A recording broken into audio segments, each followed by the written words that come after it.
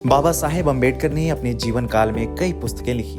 उनके द्वारा लिखी गई कई पुस्तकें आज के समय में दुनिया की कई बड़ी यूनिवर्सिटीज में पढ़ाई जाती हैं। बाबा साहेब जमकर किताबें पढ़ते थे। उनकी अपनी निजी लाइब्रेरी में 35,000 से ज्यादा पुस्तकें थी। किताबों के प्रति बाबा साहेब के जुनून ने काफी लोगों को प्रभावित किया और उन्हीं प्रभावित लोगों में से एक हैं रमेश तुकाराम शिंदे, जिन्होंने बाबा साहेब के साथ ही बौद्ध धर्म की दीक्षा ली थी। 90 वर्षीय अम्बेडकरवादी रमेश तुकाराम शिंदे के पास डॉक्टर अम्बेडकर, गैर ब्राह्मण और दलित आंदोलन, जाति, सामाजिक मुद्दों, जीवनी और इतिहास पर लगभग 5,000 दुर्लभ पुस्तकों, पांडुलिपियों, समाचार पत्रों और दस्तावेजों का संग्रह है। बाबा साहेब की कई पुस्तकों का प्रथम संस्करण भी इनके पास उपलब्ध है। आपको अम्बेडकरवादी रमेश तुकाराम शिंदे की पूरी कहानी बताएंगे। उससे पहले यदि आपने अभी तक हमारे चैनल को सब्सक्राइब नहीं किया है तो इसे सब्सक्राइब करें और वीडियो को लाइक करें।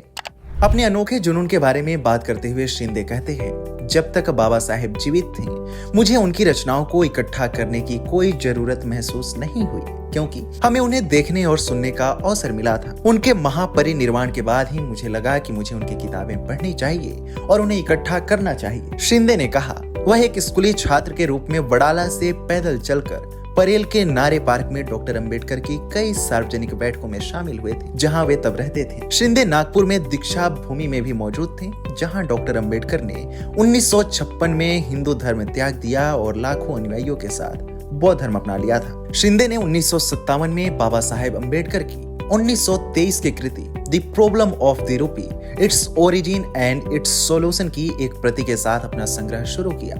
शिंदे आमतौर पर किताबों के पहले संस्करण खरीदने की कोशिश करते थे, क्योंकि उन्हें लगता था कि ये लेखक के मूल लेखन को दर्शाते हैं। हालांकि उन्होंने बाद के संस्करण भी खरीदे ताकि यह देखा जा सके कि पहले संस्करण की गलतियां और त्रुटियां दूर की गई हैं या नहीं। शिंदे के पास डॉक्टर अम्बेडकर की what Congress and Gandhi have done to the untouchables और थॉट्स ऑन पाकिस्तान के दुर्लभ पहले संस्करण भी हैं। शिंदे के संग्रह में बाबा साहेब अम्बेडकर की द गॉस्पेल ऑफ बुद्धा जैसी रचनाओं के दुर्लभ संस्करण भी शामिल हैं, जो निजी प्रसार के लिए थी। तुकाराम तात्या पडवाल की जाति भेद विवेक सार का दूसरा संस्करण, जिसे महात्मा ज्योतिबा फुले ने प्रकाशित किया था। आत्ममोधार अफ्रीकी अमेरिकी लेखक बुकर टी वाशिंगटन की आत्मकथा अप फ्रॉम स्लेवरी का मराठी अनुवाद, महात्मा फुले की युगांतकारी गुलामगिरी का दूसरा संस्करण, वैलेंटाइन चिरोल की विवादास्पद इंडियन अनरेस्ट का मराठी अनुवाद और एच.एन. नवलकर की कार्यकर्ता शिवराम जनबा कामले की जीवनी जैसी पुस्तकें भी